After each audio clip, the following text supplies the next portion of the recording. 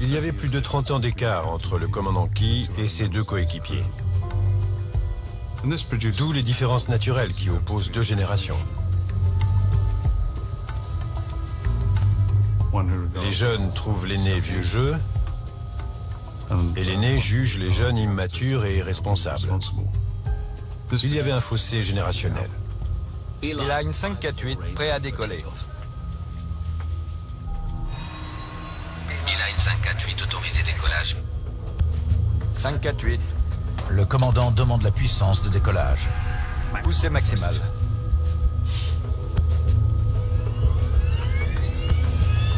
Le Trident doit son nom à ses 3 moteurs Rolls-Royce montés à l'arrière.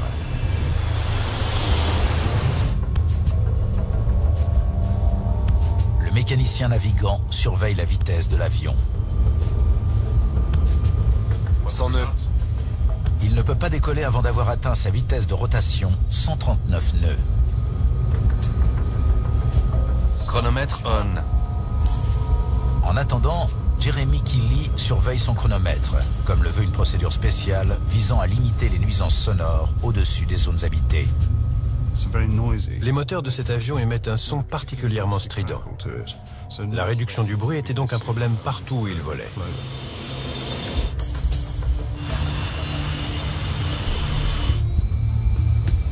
Rotation. Après avoir pris assez d'altitude, les pilotes doivent réduire légèrement les gaz pour contenir le bruit des moteurs.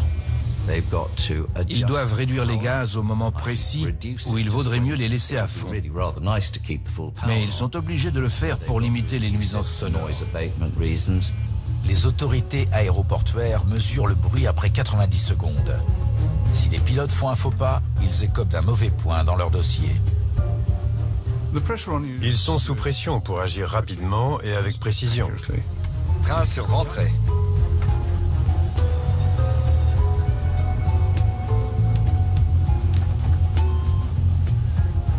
« 60 secondes. Pendant la montée, les passagers sont secoués par les turbulences. C'était un jour de grand vent. Et par grand vent, les vols sont agités. Cap 145. Cap 145. Le plan de vol prévoit un virage à gauche juste après le décollage. L'avion doit passer à l'est de la ville de Staines avant de poursuivre son vol vers Bruxelles. Beeline 548 en montée. 548 en vol à 09. Bonne journée. Bien sûr. Jeremy Keeley s'apprête à réduire les gaz. S'il le fait trop tôt, l'avion n'aura pas assez de puissance pour monter. 75 secondes. Il n'aura que 5 secondes pour bien doser les gaz. Les moteurs mettent un certain temps à réagir. Parfois, on peut réduire la puissance plus qu'on ne le voulait. Et il faut un moment pour que les moteurs se stabilisent. 85 secondes. 90 secondes. Le copilote réduit les gaz juste à temps.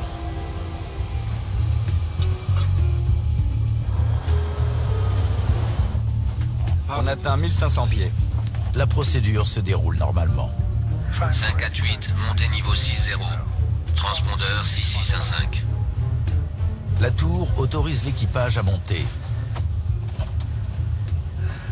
Bien sûr. Soudain, C'était quoi? l'avion commence à perdre de l'altitude.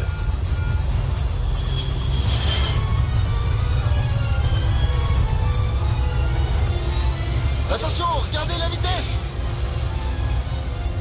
La vitesse R a chuté. Le taux de descente était très élevé. Ils étaient spectateurs dans leur propre avion.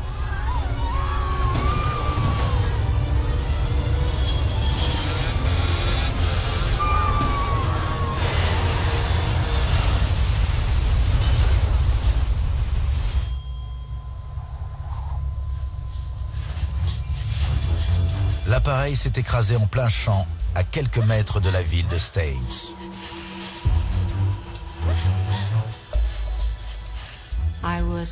J'étais chez moi avec mon bébé de 3 mois et j'ai entendu un bruit assourdissant. Frances Castledine laisse son fils chez un voisin et se précipite sur le site du crash. À 50 mètres près, l'avion se serait écrasé dans le centre de Staines, sur les magasins et les maisons. Infirmière de profession, elle se met immédiatement à chercher des survivants dans l'épave. J'avais très peur qu'un feu se déclare, parce qu'il y avait des vapeurs très denses.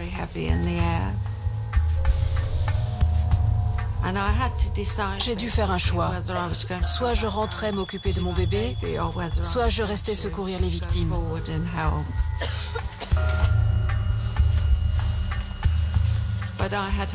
Mais j'avais suivi un entraînement intensif dans le service des urgences et des accidentés, et je sentais que ma place était ici.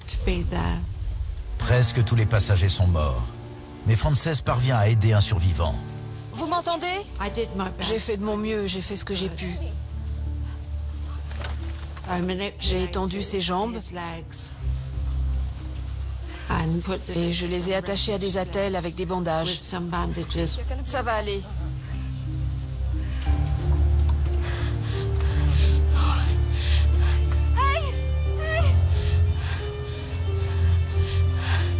Les secours arrivent.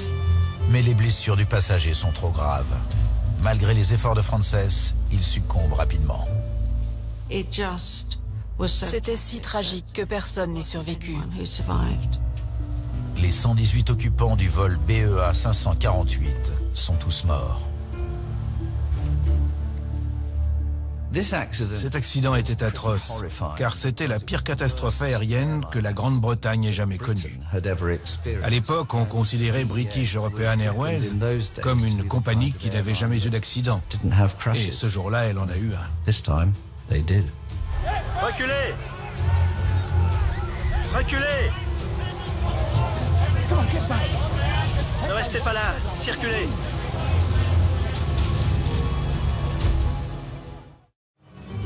Le vol BEA 548 à destination de Bruxelles s'est écrasé près de Heathrow, à quelques mètres d'habitation et de la route nationale.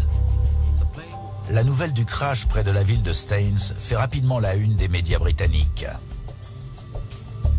En 1 heure, elle parvient aux oreilles de Chris Pollard, un jeune enquêteur du bureau d'investigation sur les accidents aériens. À mon arrivée sur les lieux, les opérations de secours battaient leur plein. Et le site était noir de monde. Les enquêteurs sont frappés par un détail inhabituel. Le plus souvent, un avion qui s'écrase continue d'avancer sous l'effet de son inertie. Mais en l'occurrence, ça n'a pas été le cas. La queue n'était pas très loin de son point d'impact avec le sol.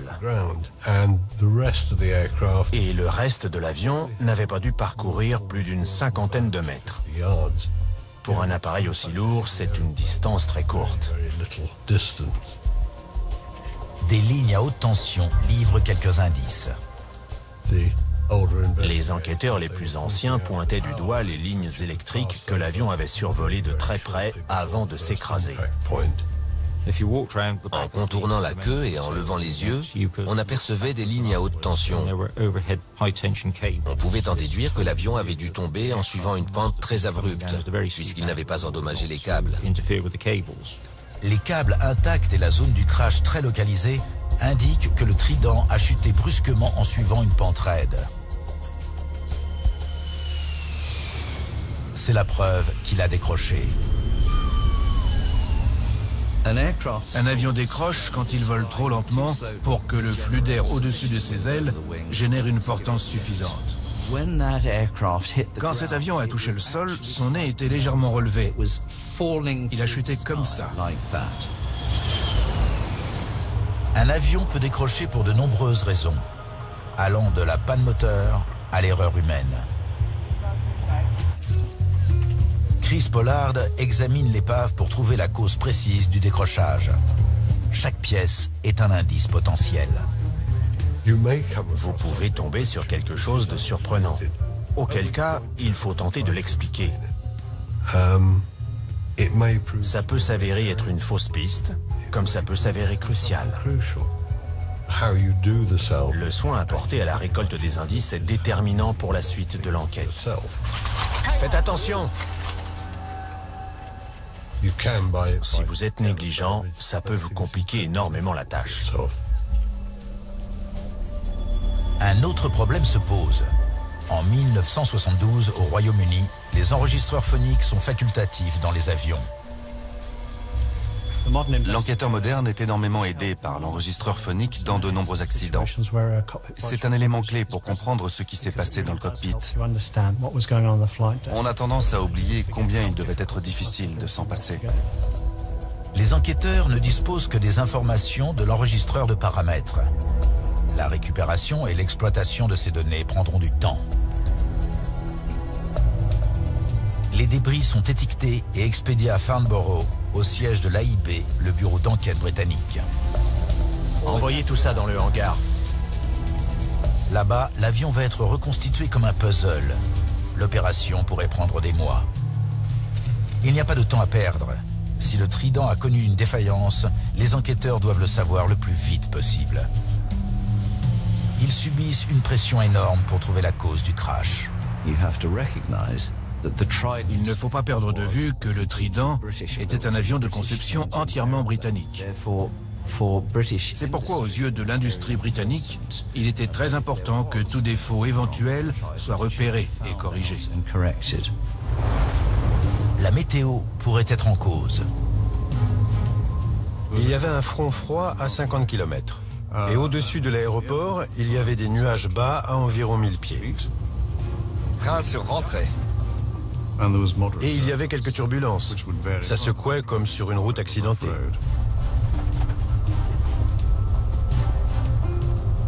Par mauvais temps, les nuages d'orage engendrent parfois de puissantes colonnes d'air qui peuvent rabattre un avion vers le sol. Des cisaillements extrêmes peuvent causer un décrochage.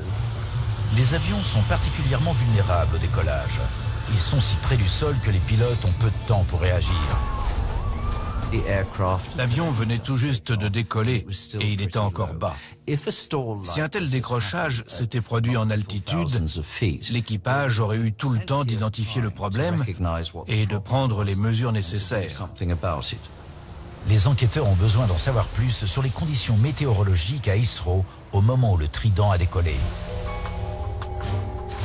L'AIB reçoit les bulletins météo détaillés du jour du crash.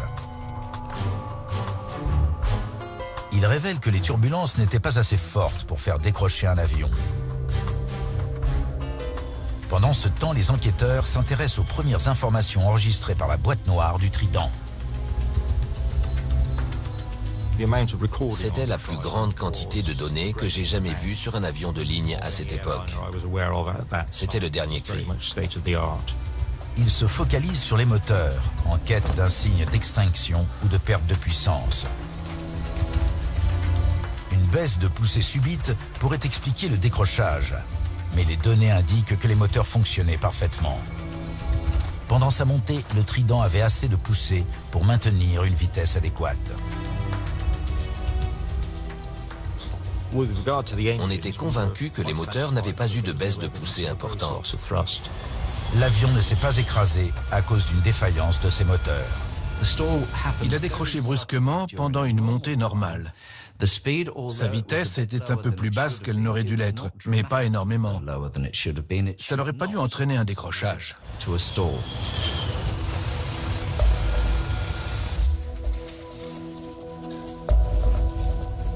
Au siège de l'AIB, les ingénieurs se concentrent sur la reconstitution de l'épave. Quand vous faites une reconstruction pendant une enquête, la meilleure technique, c'est d'essayer de disposer méthodiquement les morceaux de l'épave selon leur emplacement d'origine. De cette façon, si vous cherchez une pièce en particulier, vous savez tout de suite où la trouver. En testant les systèmes réassemblés, les enquêteurs devraient pouvoir dire si une pièce cassée ou un mécanisme défaillant sont susceptibles d'avoir causé le décrochage. Ils remarquent vite un problème. C'est anormal. Un levier est dans une position inhabituelle. Il sert à commander des dispositifs hypersustentateurs vitaux, les becs basculants. Le levier de basculement était en position rétractée. Les becs basculants sont des surfaces aérodynamiques qu'on peut déployer à l'avant de l'aile. Ils augmentent la portance au décollage pour aider l'avion à monter. Les bords d'attaque étaient dotés de commandes hydrauliques et ils s'abaissaient pour accentuer la courbure de l'aile. À basse vitesse, cela augmentait la portance. Les becs basculants ne doivent être rétractés que lorsque la vitesse de l'avion lui assure assez de portance. Si l'un des pilotes les avait relevés trop tôt, l'avion aurait instantanément décroché.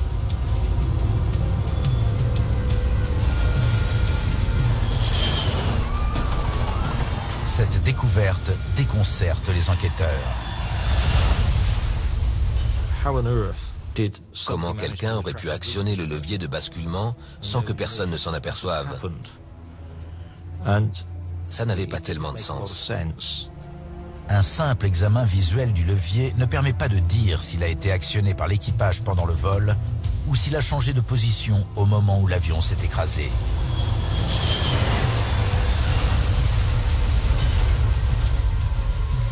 Il a même pu être déplacé pendant la récupération des débris. Faites attention!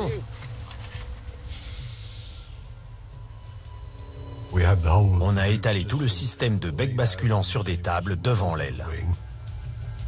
Pour savoir dans quelle position l'équipage a placé le levier avant le crash, Chris Pollard doit examiner les câbles auxquels il est relié. Le levier de basculement de bord d'attaque commandait un système de câbles qui courait jusqu'au moteur d'entraînement et ce moteur entraînait les becs dans la position voulue.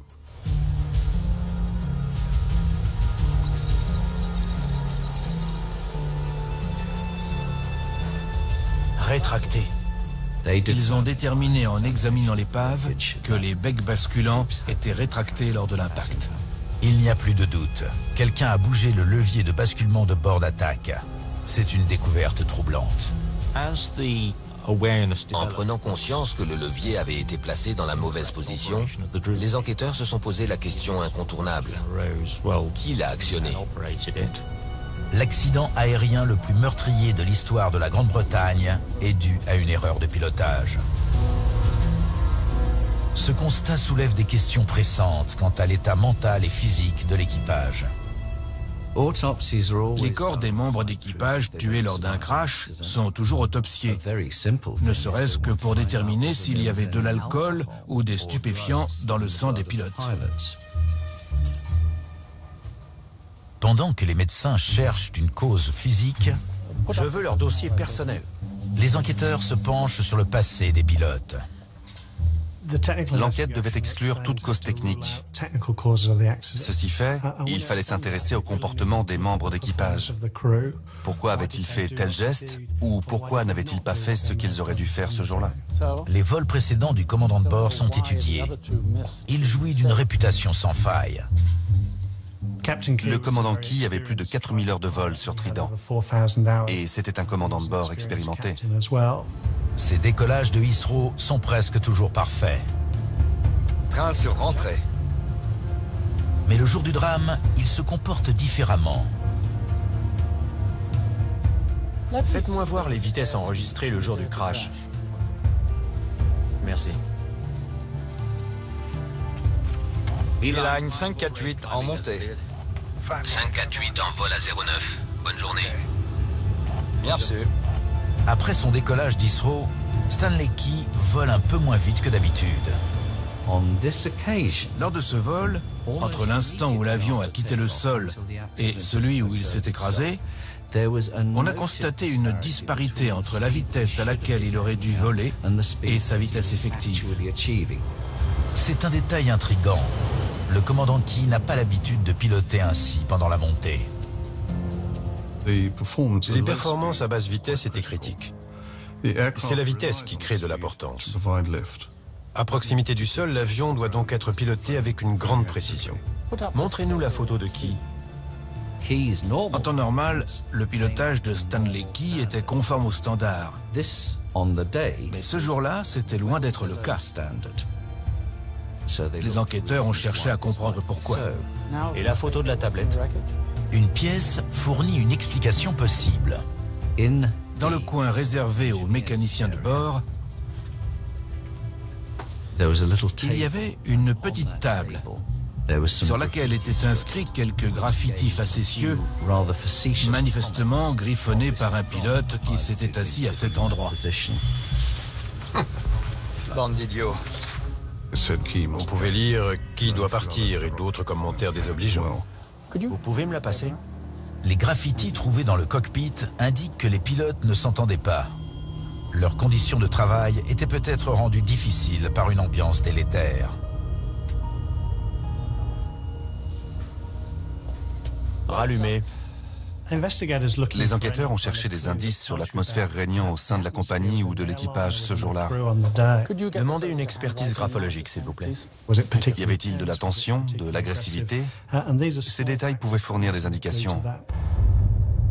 Si l'expertise graphologique permet d'identifier l'auteur des graffitis, elle pourra peut-être aider les enquêteurs à comprendre un peu mieux ce qui s'est réellement passé dans le cockpit du vol BEA 548.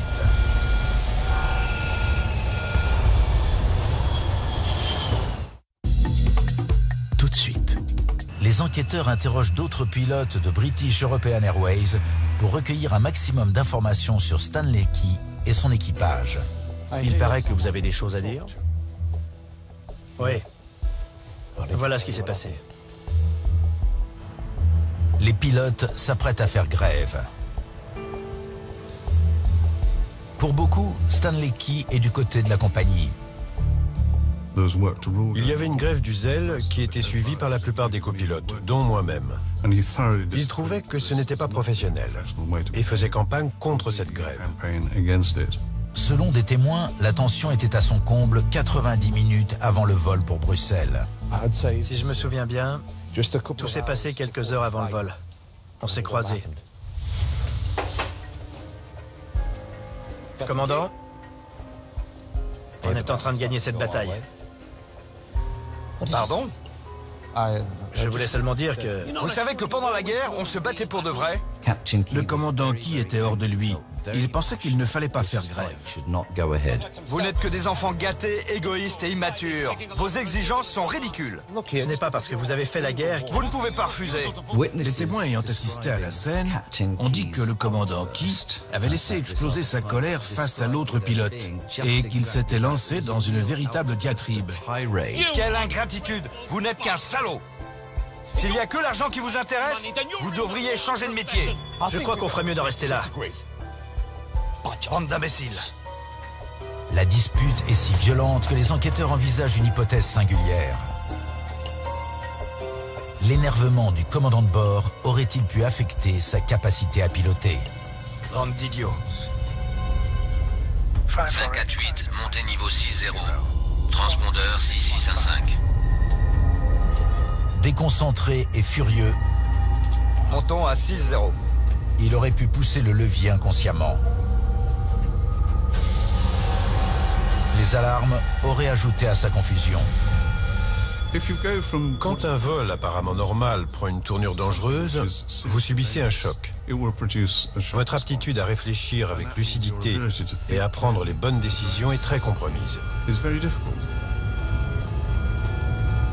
Retrouvez ce passage et faites-le-moi écouter. Merci.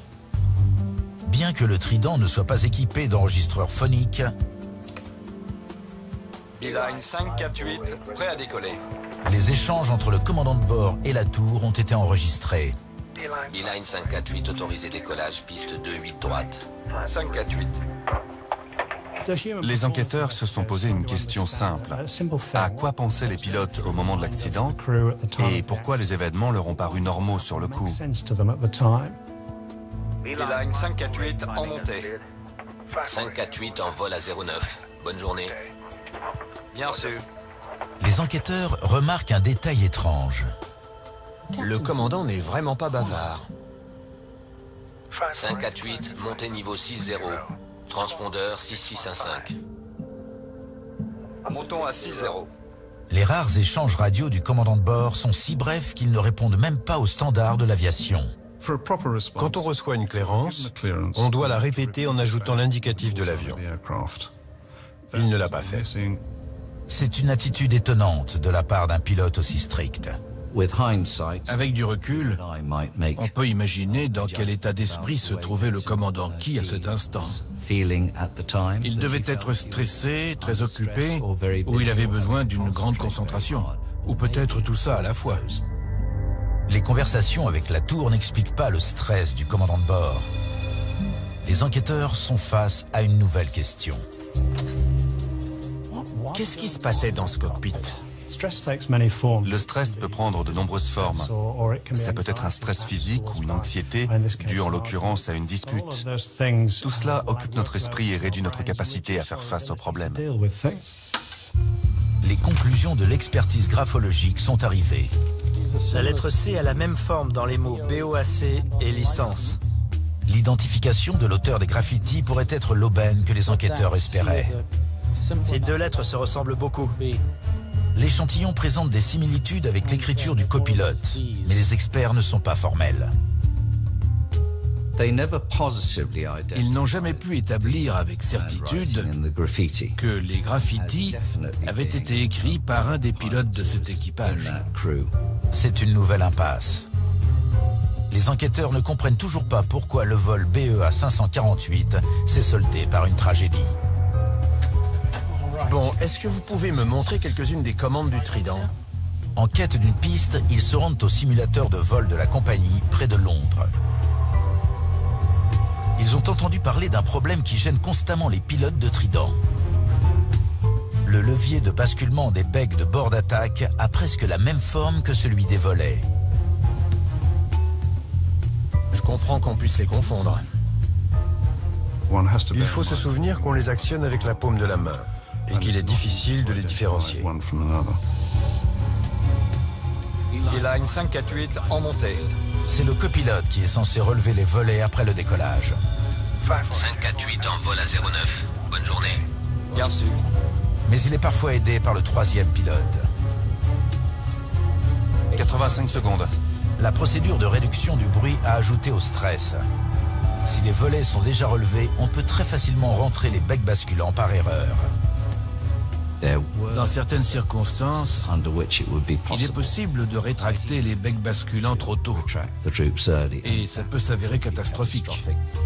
Si leur théorie est juste, les enquêteurs devraient pouvoir trouver d'autres cas où des pilotes ont fait la même erreur. Ils passent en revue près de 100 autres vols sur Trident. Il y a eu des précédents. 2 accidents ont été évités de peu après que les pilotes ont rentré les becs par inadvertance. Il semble désormais que la dispute au sujet de la grève n'ait rien à voir avec l'accident. La véritable cause du crash pourrait être un défaut de conception. Puis, les enquêteurs apprennent une nouvelle qui change radicalement la donne. Les examens médicaux de routine du commandant Key n'avaient rien décelé d'anormal jusque-là. Ce n'est que lors de l'autopsie réalisée après l'accident qu'on s'est aperçu qu'il avait de gros problèmes coronariens. Il s'est avéré qu'il souffrait d'une maladie cardiaque.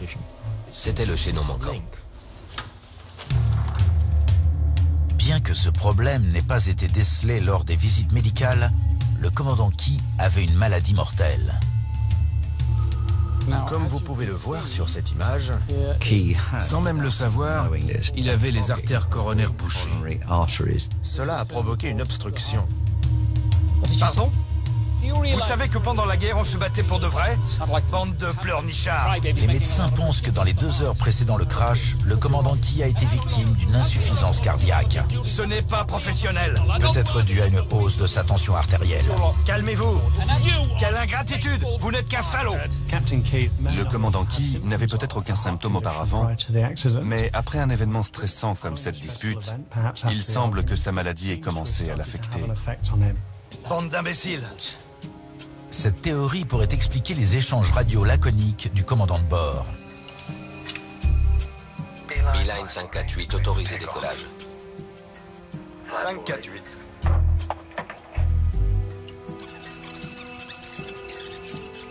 « 548, montée niveau 6-0.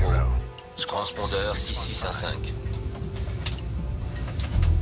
Montons à 6-0. Si le commandant Key souffrait, il est logique qu'il ait répondu le plus brièvement possible. Son malaise pourrait même expliquer pourquoi le levier a été poussé trop tôt. Sa douleur a dû s'accentuer pendant le vol, jusqu'au moment où il s'est retrouvé partiellement ou totalement incapable de piloter. Ça pouvait aller d'une brûlure d'estomac ou d'une indigestion à une douleur violente annonçant la mort. S'il n'y a que l'argent qui vous intéresse, vous devriez changer de métier. Les enquêteurs ont enfin une thèse plausible pour expliquer ce qui s'est passé dans le cockpit du vol 548. Bande d'imbéciles. Si sa tension artérielle était très élevée parce qu'il était énervé, son jugement a pu en être affecté. Quand votre cerveau est sous-oxygéné, même légèrement, ça affaiblit votre vigilance et vos capacités de réflexion. Et les enquêteurs pensaient qu'en l'occurrence, c'est ce qui avait pu se produire. Il faut éplucher ces informations. Mais une question subsiste. Il y avait d'autres pilotes qualifiés dans le cockpit ce jour-là. Pourquoi aucun d'eux n'a rien fait pour sauver l'avion? Le deuxième commandant de bord était assis trop loin des commandes pour intervenir. Mais les deux copilotes auraient pu éviter la catastrophe. Ni le commandant Key, ni les autres pilotes n'ont compris que c'était la rétraction des becs qui avait fait décrocher l'avion, puisque personne ne les a redéployés. S'ils l'avaient fait, ils auraient pu sortir du décrochage. Jeremy Kelly. Les dossiers de l'équipage apportent une explication possible. En raison du conflit social dans la compagnie, l'entraînement des pilotes avait été interrompu. Les deux copilotes du vol 548 manquaient cruellement d'expérience. C'était quoi? Dans le siège de droite, l'officier pilote de ligne avait moins de 30 heures de vol sur Trident. Bien sûr, on a dit que ces pilotes étaient trop jeunes et manquaient d'expérience. Les jeunes pilotes ont pu être distraits par la présence d'un de leurs collègues, ou peut-être n'ont-ils simplement pas su comment réagir. Les enquêteurs pensent qu'il manque encore une pièce du puzzle. On en revient toujours à cette dispute. Vos exigences d'enfants gâtés sont ridicules. Écoutez, ce n'est pas... Vous ne pouvez pas refuser de faire votre métier. Les enquêteurs apprennent qu'une heure et demie avant le décollage, le copilote Jeremy Kelly avait assisté à la dispute. S'il n'y a que l'argent qui vous intéresse... Il soupçonne que la scène l'a beaucoup marqué. Face à une telle colère, on peut comprendre qu'un nouveau pilote qui ne connaissait pas le commandant de bord et n'avait pas très confiance en lui, se soit senti sous pression. Ça n'a pas dû l'aider. Ça devait être très intimidant. Impressionné par cette colère, Bande d'imbéciles. Jeremy Kelly a peut-être eu tendance à faire des erreurs et à ne pas corriger celles du commandant de bord. Ça a dû renforcer son impression que le commandant de bord était autoritaire et qu'il valait mieux avoir une bonne raison pour le remettre en question, surtout ce jour-là. Mais il y a un mystère de plus. Les enquêteurs savent que le Trident est équipé d'un système de sécurité appelé vibreur de manche. Si la vitesse de l'avion est trop basse, le manche se met à vibrer pour alerter l'équipage que le décrochage est imminent. Le manche tremble de façon très perceptible, tout en émettant un cliquetis caractéristique. Les pilotes sont entraînés à réagir à cette alerte en faisant piquer l'avion pour regagner de la vitesse et accroître la portance. En cas de défaillance, le système a une sécurité, le pousseur de manche, qui va faire plonger l'avion même sans aucune intervention des pilotes. Le pousseur de manche abaisse le nez de l'avion pour qu'il regagne de la vitesse et se stabilise. Pourquoi ce système n'a-t-il pas empêché le vol 548 de décrocher en scellant le sort de tous ses occupants? Tout de suite, la suite. Étudie les paramètres du vol BEA 548 en quête d'un signe de défaillance du système anti-décrochage de l'appareil.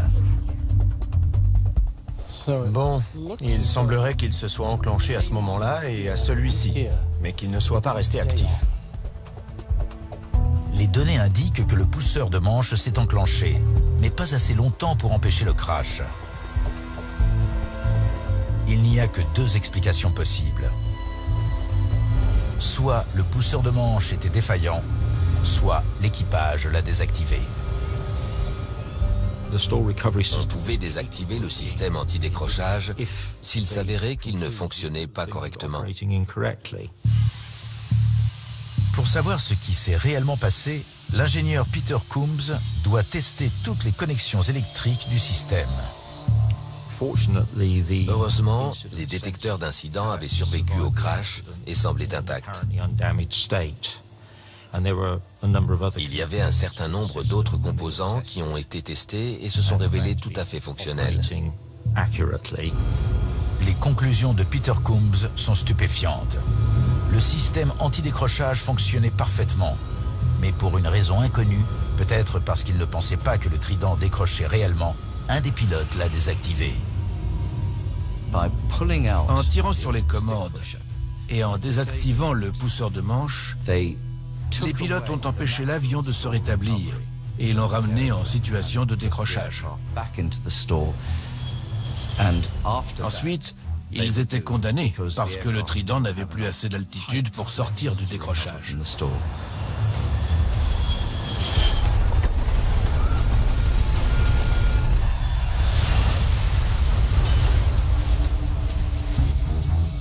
Il semble maintenant que le crash du vol BEA 548 ait été causé par un tragique concours de circonstances. Une grève imminente qui a mené à une dispute. Tout ça est ridicule. Écoutez, ce n'est pas... Vous ne pouvez pas refuser de... Un malaise cardiaque peut être dû à cette dispute. Une confusion entre deux leviers et des copilotes trop novices ou trop intimidés pour intervenir quand les choses ont commencé à mal tourner. Pour les enquêteurs, tous les maillons de la chaîne ont la même importance.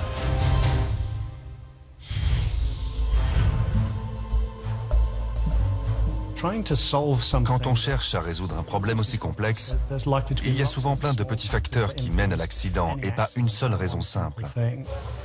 Après le crash, les autorités prennent plusieurs mesures pour éviter qu'une telle catastrophe ne se reproduise. Sur le Trident et d'autres avions, les leviers sont modifiés pour qu'on ne puisse plus les confondre. Les enregistreurs phoniques deviennent un équipement standard dans la quasi-totalité des avions de ligne. Quelqu'un, on ne saura jamais exactement quel membre d'équipage, mais quelqu'un a rétracté les becs basculants trop tôt. Et les enquêteurs ont conclu qu'ils auraient de meilleures chances de déterminer qui a fait quoi dans le cockpit s'ils avaient pu entendre les conversations des pilotes. Les enregistreurs phoniques sont une source d'information majeure dans presque tous les crashs. Mais certains experts pensent qu'ils ne sont pas suffisants. Écouter la bande d'un enregistreur phonique revient à regarder la télé sans l'image. Il est difficile de savoir ce qui se passe. Et dans un cockpit, on communique beaucoup par geste. Une recommandation visant à faciliter le travail des enquêteurs préconise de filmer en permanence ce qui se passe dans le poste de pilotage. Pas nécessairement en plan large. Le but n'est pas d'espionner les pilotes ou de les regarder boire leur café. Il s'agirait plutôt de filmer en plan serré les commandes qu'ils manipulent et tous les instruments de vol. Pour l'instant, cette nouvelle technologie n'est pas obligatoire. Mais certaines autorités aériennes encouragent l'utilisation volontaire d'enregistreurs vidéo dans le cockpit. Dans les années suivant le crash, Hawker Siddeley a été confronté à une concurrence de plus en plus rude.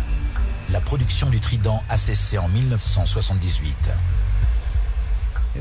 Il était concurrencé par le Boeing 727, qui avait la même architecture avec 3 moteurs à l'arrière et, à certains égards, des performances légèrement supérieures. Mais l'héritage de la catastrophe de Staines est toujours présent. Cet accident a mis en lumière toute l'importance du facteur humain dans le poste de pilotage.